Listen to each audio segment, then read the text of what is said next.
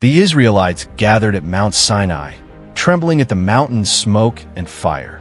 God's voice thundered as he gave Moses the 10 Commandments. "You shall have no other gods before me," he declared. The mountain shook with his glory, and the people stood in awe. These laws were not just rules, but a covenant with God himself. Yet while Moses was on the mountain, the people grew restless. They begged Aaron to make them a god they could see. Aaron shaped a golden calf, and the people bowed before it. They danced and sang, forgetting the God who delivered them. When Moses descended, he saw their rebellion. With sorrow and anger, Moses smashed the stone tablets. The people had broken God's covenant so soon.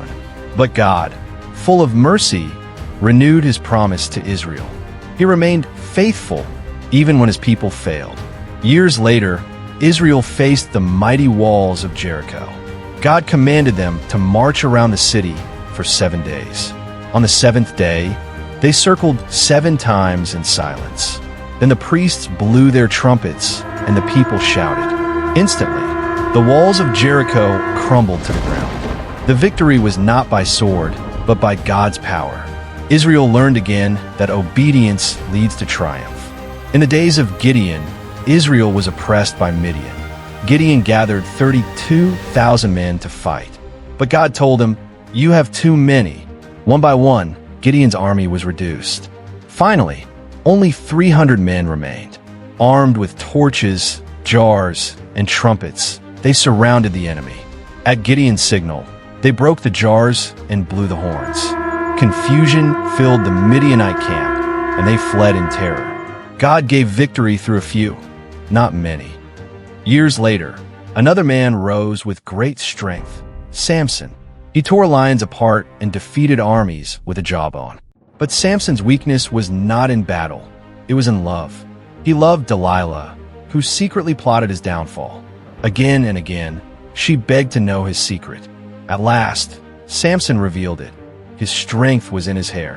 While he slept, Delilah cut it off. The Philistines captured him, blinded him, and chained him. In prison, Samson cried out to God for one last strength.